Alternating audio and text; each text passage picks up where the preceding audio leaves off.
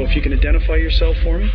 My name is Jennifer Pan. She's clearly a young woman who was living this double life. This is a product of the tyranny of a parent, but this young woman does not strike me as being a murderer.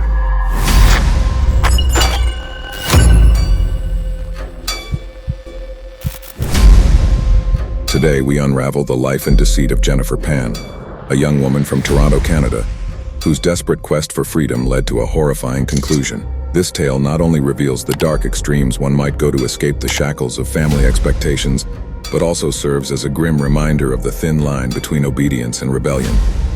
Jennifer grew up in what seemed to be an ordinary immigrant household. Her parents fled Vietnam to build a better life in Canada. They worked tirelessly, hoping to provide a better future for their children. However, their dreams morphed into an unyielding demand for excellence from their daughter, a burden that would slowly unravel the sanity within the Pan household. Jennifer's early life was a stark contrast to the lives of her peers. Her days were heavily structured, filled with piano lessons, figure skating, and a relentless pursuit of academic excellence. The expectation was clear.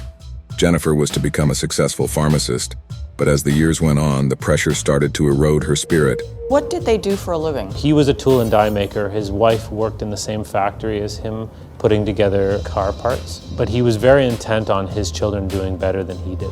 And crack she did. As Jennifer's grades slipped, so did her grip on reality. Unable to bear the disappointment she'd bring upon her family, she forged report cards, pretended to attend university, and even staged a fake scholarship. Jennifer's life became a blend of truth and deceit, each lie piling upon the other. Somehow, her parents weren't satisfied by this, and Jennifer had enough. The Pan household was a ticking time bomb, and it exploded on the evening of November 8, 2010. On this night, Jennifer's world of lies collided with reality in the most brutal way. Enlisting the help of 3 accomplices, she orchestrated a home invasion meant to liberate her from the clutches of her parents once and for all. Jennifer planned the entire thing alongside her boyfriend, Daniel Wong.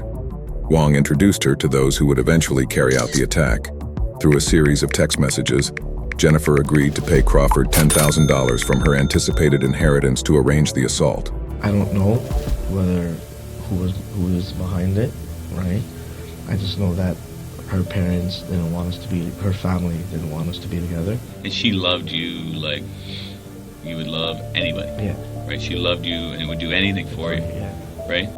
The plan was simple: eliminate her parents and inherit the family home along with the insurance money. As darkness came, the assailants stormed in. The scene was nightmarish as gunshots echoed through the silent halls, leaving Jennifer's mother dead and her father severely wounded. Initially, Jennifer played the part of a grieving daughter well, her story painting her as a victim, tied up while her parents were attacked. However, as investigators dug deeper, inconsistencies began to emerge. Firstly, Jennifer's calm demeanor during the 911 call raised suspicions. In contrast, her father, who survived the attack, provided a different narrative that conflicted with Jennifer's version of events. He mentioned seeing Jennifer speaking with the intruders, a detail that was hard to ignore. Later on, it was revealed that Jennifer was this confident because she did not expect her father to survive. What's your name? My name is Jennifer. Someone just broke in? Someone broke in and I heard shots like pops. I don't know what's happening. I'm tied upstairs. Does it sound like gunshots? I don't know what a gunshot sounds like. I just heard a pop. Additionally, cell phone records exposed a different tale. The numerous calls and text messages between Jennifer and the alleged assailants in the days leading up to the crime, and on the night itself, were pretty damning evidence. These records painted a picture of premeditation and coordination. Upon scrutinizing the messages, it was evident that plans were being discussed and refined. The timestamps of these messages matched critical timelines, further solidifying the case against Jennifer. As the net tightened, one of the hired assailants could no longer bear the weight of the guilt and the mounting evidence, leading to a confession that supported the digital evidence and the testimony provided by Jennifer's father. This was the final nail in the coffin. The confession was a significant breakthrough, providing a first-hand account of how the horrific scheme was planned and executed. It gave clarity to the roles each conspirator played, how they gained entry to the house, and how they attempted to carry out the cold-blooded murder, all orchestrated by Jennifer. During the trial, the courtroom was gripped by the tale of deceit, desperation, and cold-blooded murder. Jennifer Pan and her cohorts were sentenced to life imprisonment with no possibility of parole for 25 years, a stark end to a tale of a young woman whose twisted quest for freedom led to a sad demise. Today there has not been much news about Jennifer through mainstream media. She was last reported stringing together appeals to no avail. The surviving father, meanwhile, remained in his original residence.